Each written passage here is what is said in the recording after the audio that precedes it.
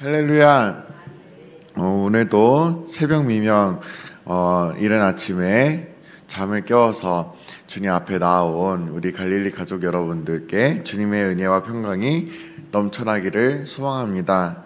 오늘 함께 살펴본 말씀 안에서 우리가 어떤 깨달음을 얻어갈지 함께 나누기를 소망합니다. 먼저 예수님께서 성경에서 가장 중요한 것이 하나님 사랑과 이웃 사랑이라고 하셨던 것을 공관복음, 마태복음, 마가복음, 누가복음, 요한복음을 통해서 알 수가 있습니다. 그리고 하나님을 사랑하는 것과 이웃을 사랑하는 것은 절대 별개가 아니고 이어지는 것을 또 가르쳐주고 있었습니다. 하나님을 굉장히 사랑하지만 이웃을 사랑하지 않는다는 것은 말이 안 된다는 것이기도 그렇게 되기도 하죠. 또 이웃을 사랑하는데 하나님을 사랑하지 않는 것도 없다는 뜻도 되기도 합니다. 하나님을 사랑하는 사람이라면 당연히 이웃을 사랑하기도 되어 있습니다. 왜냐하면 하나님께서는 이웃을 사랑하기도 원하시기 때문입니다. 이웃을 사랑하지 않는 사람은 하나님을 사랑하지 않는 것으로도 살펴볼 수가 있습니다. 이웃과의 관계에 문제나 갈등 관계가 생겼다면 그들의 삶의 자리 가운데 점검해 봐야 할 필요가 있습니다.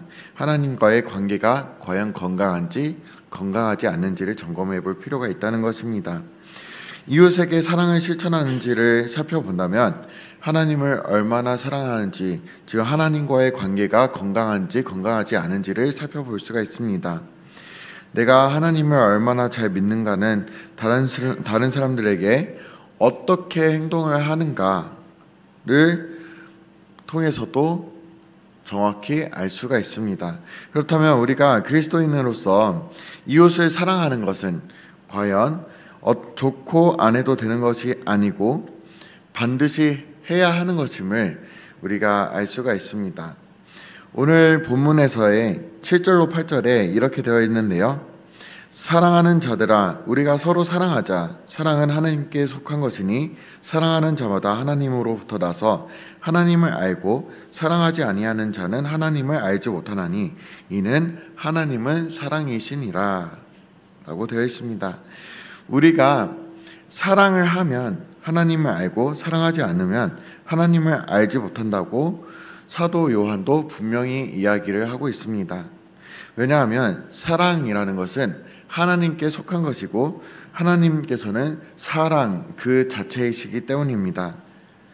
하나님께서 사랑 그 자체이시기 때문에 사랑은 하나님의 속성이며 사랑은 하나님의 본질입니다.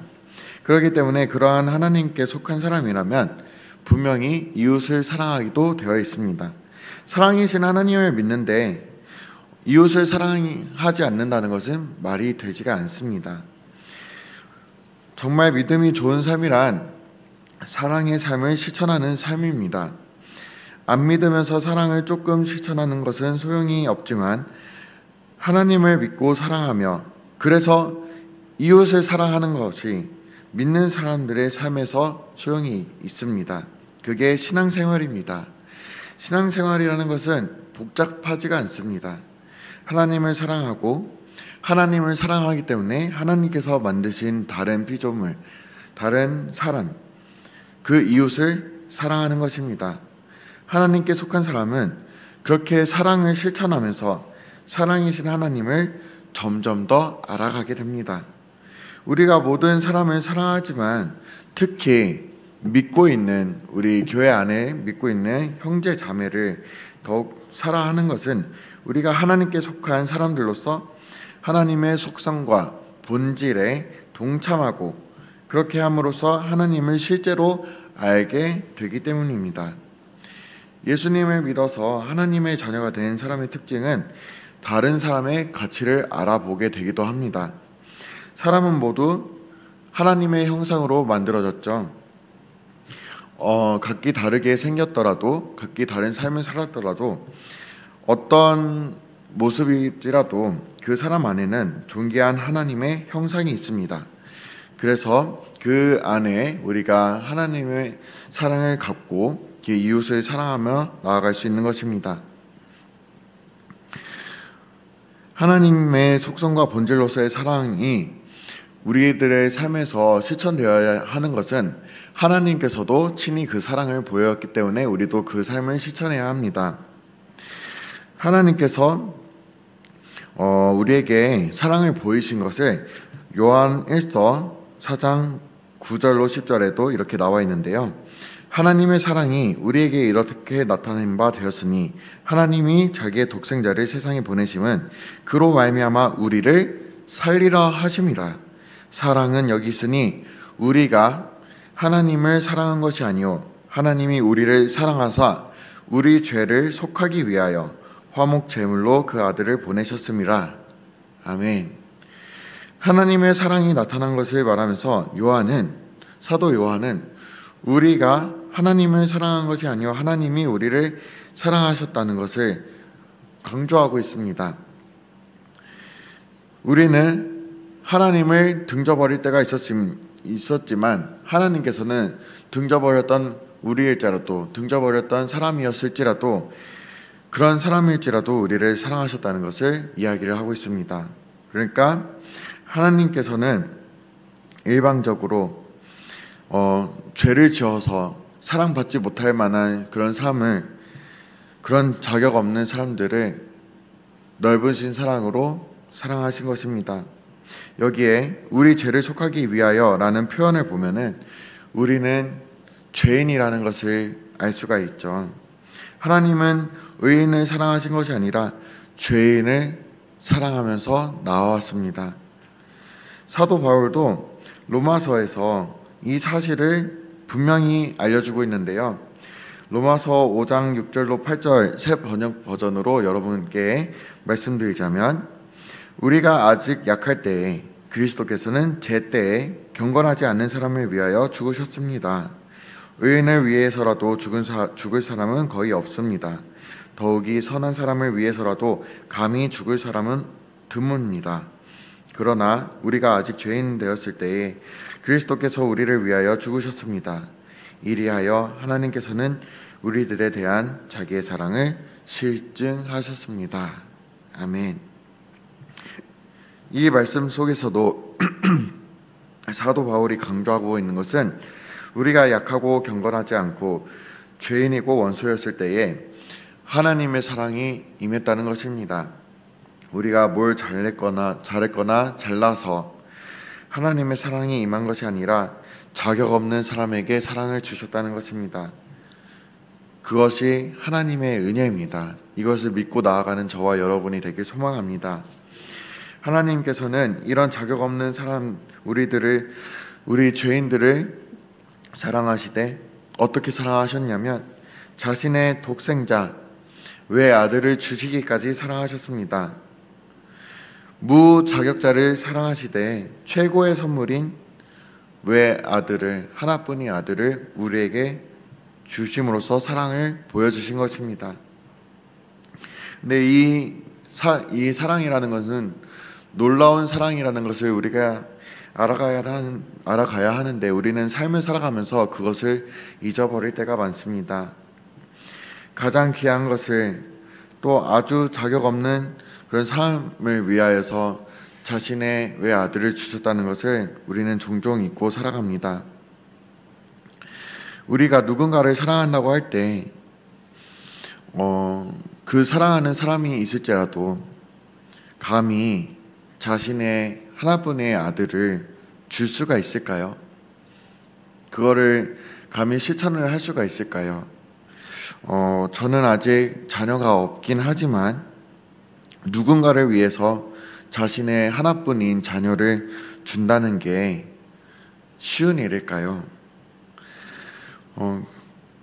굉장한 사람을 위해서 나의 자녀를 데려다가 쓰셔도 좋습니다 라고 하는 것도 아니고 자격도 없는 사람들에게 마음껏 내 자녀들을 데려다가 괴롭히든 죽이든 하십시오 라고 하면서 내어줄 수가 있을까요?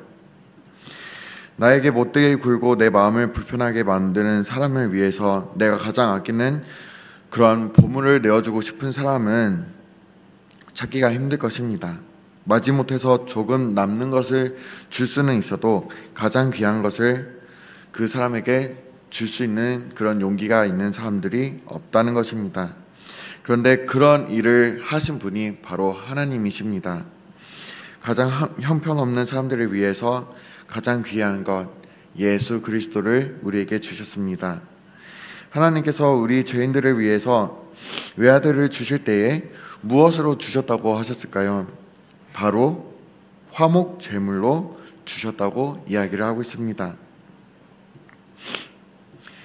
구약시대 때 화목제라는 것은 하나님께서 죄를 범한 인간과 다시금 평화를 누리고 친교를 맺으시기 위해서 동물을 대신 희생으로 바침으로써 죄를 용서해 주시고 하나님과의 관계가 다시 열리게끔 하는 제사였습니다.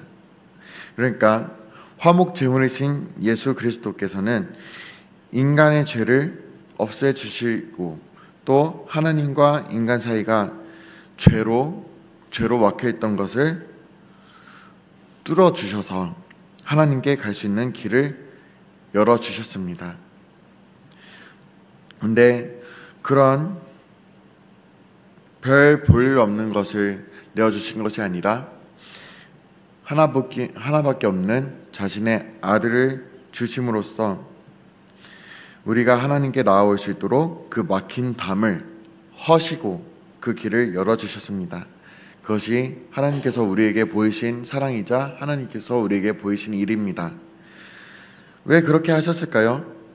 우리의 죄가 그 길을 꽉 막고 있어서 하나님의 사랑이 우리에게 닿을 수도 없고 우리도 하나님께 갈 수가 없었기 때문에 그래서 하나님의 하나뿐인 아들을 화목제물로 주셔서 그 길을 뚫고 우리가 다시 하나님과 교제할 수 있게 해주신 것입니다. 거룩하신 하나님과 죄인인 우리 사이의 관계를 회복시키기 위해서 하나뿐인 아들을 화목제물로 주심으로써 그 관계가 회복되게 하셨습니다. 인간을 살리기 위해서 가장 귀한 분을 내어주신 것이 하나님의 사랑입니다. 꼭 그렇게 죽으셔야만 했던 이유, 피를 흘려야만이 죄를 사할 수 있었기 때문입니다. 그 길 외에는 우리를 구할 방법이 없었기 때문입니다.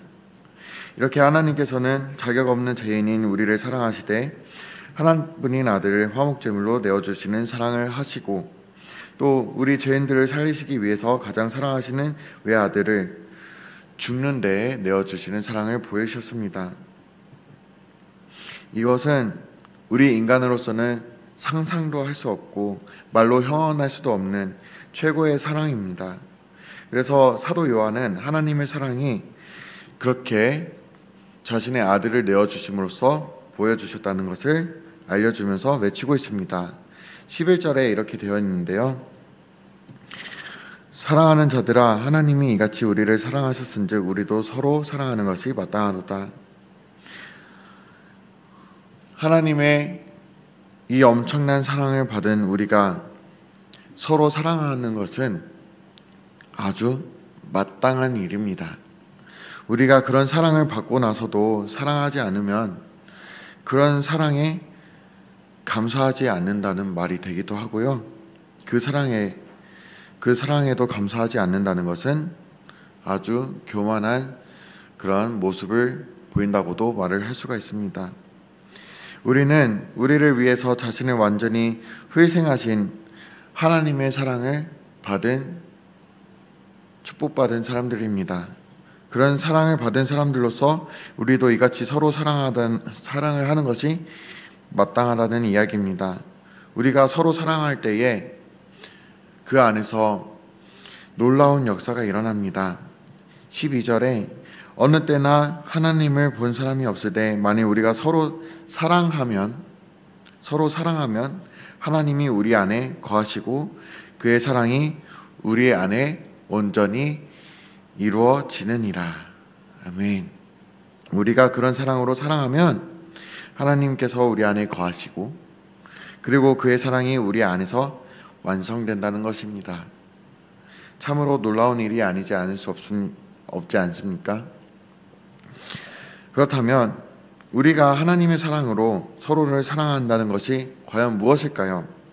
어떻게 서로 사랑할 수가 있을까요? 너무 어렵게 생각할 필요는 없습니다. 두 가지를 생각을 하면 되는데요. 첫 번째로 하나님께서 죄인인 우리를 그렇게 사랑하신 것처럼 우리도 나에게 잘못한 사람을 용납하면서 사랑해야 한다는 것입니다. 하나님께서는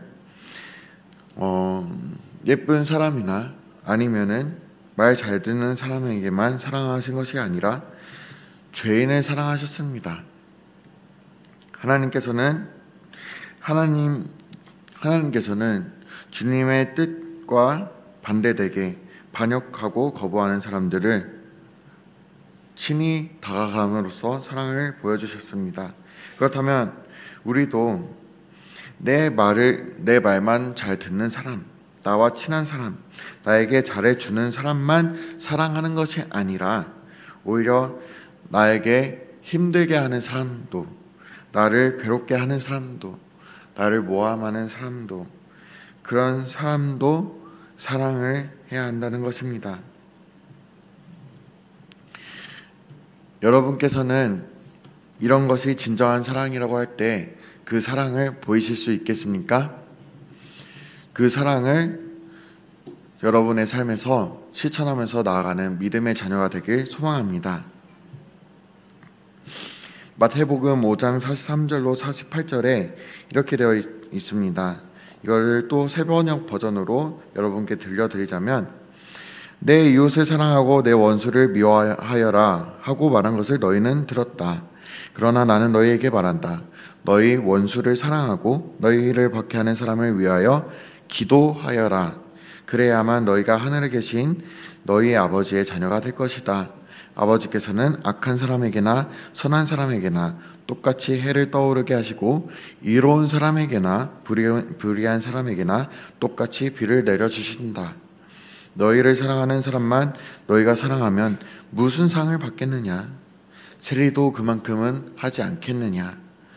또 너희가 너희 형제 자매들에게만 인사를 하면서 지내면 남보다 나을 것이 무엇이냐? 이방 사람들도 그만큼은 하지 않겠느냐? 그러므로 하늘에 계신 너희 아버지께서 완전하신 것 같이 너희도 완전하여라. 아멘. 예수님께서는 이런 참 사랑을 가르쳐 주셨을 뿐만 아니라 이 말씀을 하신 대로 실제로 그런 사랑을 실천하셨습니다. 십자가 위에서 자신을 죽이는 그런 악한 죄인들을 용서하시고 또 사랑하신 것입니다.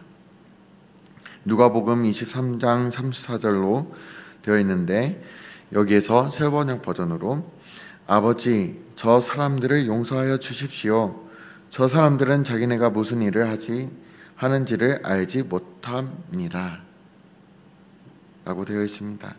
지금 자기를 십자가에 매달고 죽이는 사람들을 향해서 저들을 용서해 달라고 하신 분이 예수 그리스도시고, 우리가 이 예수 그리스도를 믿으면서 살아가는 것입니다. 하나님께서는 우리를 사랑하시되 먼저 사랑하셨다고 오늘 본문에 나와 있었습니다. 우리가 하나님을 사랑한 것이 아니라 하나님께서 먼저 우리를 사랑하셨고, 그것도 먼저 사랑하셨고, 하나님의 사랑은 죄인들을 사랑하시되 먼저 사랑하시는 그런 사랑이셨습니다. 저 사람이 사랑하면 나도 사랑해줘야지 라는 그런 조건이 있는 사랑이 아니라 먼저 사랑을 주셨던 조건 없는 사랑을 보여주셨다는 것입니다. 죄인들이 회개하고 나오니까 마지못해서 어쩔 수 없이 사랑해 주셨다는 것이 아니라 죄인들이 나오기 전에 먼저 예수 그리스도께서는 먼저 사랑을 베풀어 주셨습니다. 이것을 믿고 나아가는 저와 여러분이 되길 소망합니다. 그렇다면 우리도 이런 삶을 실천해야 할 줄로 믿습니다. 용서하지 못하는 사람이 있을지라도, 나를 괴롭게 하는 사람이 있을지라도, 그 사람이 어떤 사람일지라도 어떠한 편견과 어떠한 판단을 세워서 사랑을 가르지 아니하고 하나님께서 우리에게 친히 보여주셨던 그 사랑처럼 우리도 그 하나님께 받은 사랑을 이웃들에게 베풀어 줘야 할 줄로 믿습니다. 그리고 우리들의 삶의 가운데에서 사랑을 실천할 때 미움의 고리도 끊어야 할 줄로 믿습니다. 예수님께서는 십자가에서 미움의 고리를 끊으셨습니다. 예수님께서는 얼마든지 보복할 수 있는 그런 능력이 있으셨지만 그냥 능력을 행사하지 않고 하나님의 뜻에 따라 순종하며 십자가에서 돌아가셨습니다. 우리 죄인들을 구원하시기 위하여서 미움의 고리를 끊으신 것입니다. 그렇게 미움을 끊어내는 것이 우리가 사랑하는 삶의 모습 중에 하나입니다. 미운 사람이 있다고 해서 복수한다고 해결되는 것이 아닙니다. 저 사람이 나에게 이렇게 했으니 나도 저 사람에게 똑같이 해줘야지 라고 이렇게 하는 것이 해결책이 아닙니다. 복수는 복수를 낳고 죄는 죄를 낳게 되어 있습니다. 그러므로 어떤 사람이 나에게 이렇게 해를 줬을지라도 나는 그것을 화로 갚는 것이 아니라 하나님의 그 크신 사랑으로서 베풀어주고 안타까워하는 마음으로 그를 위하여서 기도해 줘야 할 줄로 알아야 합니다. 그러면서 그 미움의 고리를 끊어야 합니다. 내가 잘못해서가 아니라 나에게 상처를 입히는 사람을 용서하고 사랑하는 것이 하나님께 속한 그런 사람의 그런 모습이 참된 하나님의 자녀의 모습이기 때문입니다. 사랑을 하더라도 주님께서 우리에게 보여주셨던 것처럼 우리도 이웃에게 먼저 사랑을 베풀어 줘야 합니다. 저쪽에서 어떻게 나오는지를 봐서 그들의 행동을 봐서 용서하겠다고 하는 것이 아니라 그냥 먼저 용서하고 사랑을 하는 것입니다. 그것이 하나님께로부터 난 자의 특징입니다. 둘째로 하나님께서 이같이 우리를 사랑하셨으므로 우리도 서로 사랑하는 것이 마땅하다는 그 두 번째 의미는 서로를 위해서 희생해야 할 줄도 알아야 된다는 것입니다. 하나님의 사랑의 그런 분명한 특징이 바로 완전한 자기 희생입니다. 예수님께서 세상에 태어나신 것부터가 일단 희생의 첫 이야기를 여는 그런 내용이죠. 하늘에 계시기만 하지 않고 이 땅에 오신 이유, 하나님께서 우리를 살리시기 위해 자신의 가장 귀한 것, 자신의 목숨을 내어주셨습니다. 하나님께서 자기 하나뿐의 아들을 화목제물로 보내주셨다는 것을 여러분에게 계속해서 거듭 강조하고 있습니다. 거듭 강조하고 있다는 그 이유가 과연 무엇일까요? 우리들의 삶에서 가장 잊어버리기 쉽기 때문에 거듭 강조하고 있는 것입니다. 익숙하면은 그것을 소홀히 대하게 될 수도 있습니다. 내가 이런 말씀을 여러 번 들었다고, 이런 내용을 안다고 그렇게 해서 삶에서 실제로는 실천하지 않는 사람들도 있다는 것입니다. 내가 여러 번 들었다면, 내가 여러 번 읽고 여러 번 들었고 여러 번 알았더라면 그것을 아는 것에서만 그치지 않고 정말로 내 삶에서 그 사랑을 묵상하면서 그 사랑을 실천하면서 살아가야 할 줄로 믿습니다. 그래서 여러분과 제가 그 사랑을 실천하면서 살아가는 그런 사람들이 되길 소망합니다. 그래서 아무리 화가 나는 일이 있더라도, 안타까운 일이 있다 하더라도 그 상황 가운데에서 화가 난다고 막 욕하지 말고, 짜증난다고 뒤에서 뒷담화하지 말고, 오히려 그 사람을 떠올리면서 내가 그 사람을 사랑할 수 있게 주님, 저에게 사랑하는 마음을 부어주세요. 그런 기도로 먼저 나아가십시오. 그렇게 나에게 만약에 사랑이 부족했을 때 하나님께 사랑을 구하고, 그런 다음에 하나님께서 부어주시는 그 사랑으로 이웃에게 실천하시길 소망합니다. 한 가지 말씀을 드릴 게 있는데요. 제 친구도 이제 사역자인데 그 친구의 이제 담임 목사님도 우리 담임 목사님도 사랑을 많이 베풀어 주시는데, 그쪽에 있는 담임 목사님도 사랑을 베풀어 주는 방법이 되게 신선했습니다. 뭐냐면 이제 일을 하다 보면은 실수를 할 수도 있습니다. 근데 이제 담임 목사님께서, 그쪽의 담임 목사님께서 일단 거기에 부임했을 때에 여러분의 어렸을 적의 사진을 나에게 필히 주세요 라고 했다고 합니다. 그래서 그 이유를 한번 물어봤다고 합니다. 저에게 이 사진을 요청하는 이유는 무엇일까요? 라고 물어봤는데, 내가 여러분으로 인하여서 어떤 화난 일이 있다고 했을 때에 내가 그 어렸을 때의 사진을 보면서 이 사람도 한 소중한 부모의 소중한 자녀지 라는 것을 묵상하면서, 그래, 나에게도 자녀가 있는데 이 사람도 누군가의 자녀지, 사랑을 해줘야지, 오히려 이들을 위해서 기도해줘야지 하면서 화를 참고 이렇게 사랑을 계속해서 실천하셨다고 합니다. 그래서 저희들도 마찬가지로 누군가의 부모이고 누군가의 자녀이지 않습니까?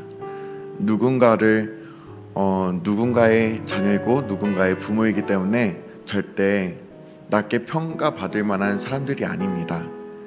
그러므로 어떤 힘들게 하는 사람이 있을지라도 그런 생각을 하면, 만약에 하나님의 사랑이 그렇게 떠오르지 않는다고 할지라도 이 사람도 소중한 사람이다, 더 올라가서 이 사람도 하나님께서 사랑하시는 사람이다 라는 그런 생각을 하면서 사랑을 실천하는 저와 여러분이 되기를 주님의 이름으로 축복드립니다.